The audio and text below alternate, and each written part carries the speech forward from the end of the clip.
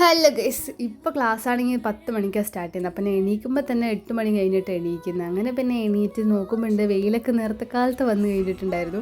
ഞാൻ പിന്നെ വേഗം ഫ്രഷായി മേക്കപ്പ് ഒക്കെ ഇട്ട് ക്ലാസ്സിലോട്ട് ഇറങ്ങി. ഇപ്പോഴാന്ന് വെച്ചാൽ ക്ലാസ്സിൽ കയറി നമ്മുടെ ഫോൺ വാങ്ങി വയ്ക്കും. അതുകൊണ്ട് നമുക്ക് പിന്നെ ഉള്ളിലുള്ള വീഡിയോസ് ഒന്നും എടുക്കാൻ പറ്റില്ല. പിന്നെ ഇൻ്റർവ്യൂവിലെ സമയപ്പോൾ ഞാനും ശ്രീനന്ദിയും കൂടെ വന്ന് ഞങ്ങളുടെ എപ്പോഴും ഉള്ള കടയിൽ നിന്നിട്ട് ഞങ്ങൾ ചായയും ബജ്ജിയൊക്കെ കഴിച്ചു.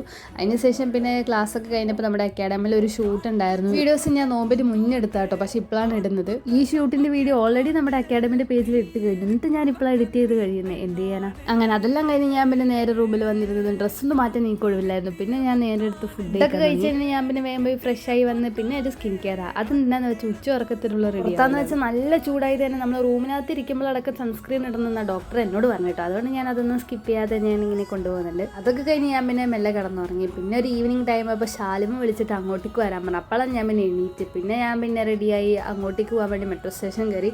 അങ്ങനെ പോകുന്ന വഴിക്ക് ചേട്ടൻ പറഞ്ഞു KFCയും കൂടെ മേടിച്ചിട്ട്. അങ്ങനെ അത് മേടിക്കാൻ വേണ്ടി ഞാൻ പിന്നെ അവിടെ പോയിരുന്നു കുറച്ച് നേരം പോസ്റ്റ് അടിച്ചു. അങ്ങനെ അതൊക്കെ മേടിച്ച് ഞാൻ പിന്നെ നേരെ ചേച്ചിയുടെ ഫ്ലാറ്റിലോട്ട് പോകുമായിരുന്നു. എന്ന് വെച്ചാൽ നമുക്ക് ഗ്ലാസ്സിലായിരുന്നു. അതുകൊണ്ട് ഒരു ഹമ്പ് ചാടിയത് അത് മൊത്തം എൻ്റെ ഡ്രസ്സിലായിട്ടുണ്ടായിരുന്നു. അതാണെങ്കിൽ വൈറ്റ് ഡ്രസ്സും. പിന്നെ പെപ്സി ആയതുകൊണ്ട് സീനില്ലല്ലോ. അവിടെ എത്തിയതും ചേച്ചി എനിക്കൊരു സർപ്രൈസ് ആയിട്ട് ഒരു എൻവലപ്പ് തന്നിട്ടുണ്ടായിരുന്നു. അത് വേറെ ആരുടെയും അല്ല, നമ്മുടെ US-ലുള്ള മേഗേജിൻ്റെ ആയിരുന്നു. അത് കിട്ടിയതോടെ ഞാൻ ഭയങ്കര ഹാപ്പി ആയിരുന്നു. ഇനി എന്തായാലും ഒരു എൻവലപ്പ് അയക്കാന്ന് വെച്ചാൽ അതിൽ കൂടെ ഒരു $1 കൂടെ ഇങ്ങനെ അയക്കേണ്ടതാണെന്ന് ഈ വീഡിയോ കാണുന്ന മേഗേജ് എടുത്ത് ഞാൻ പറയുന്നു. ഇന്നപ്പോൾ അത്രേ ഉള്ളൂ. അപ്പോൾ ഓക്കെ, ബൈ.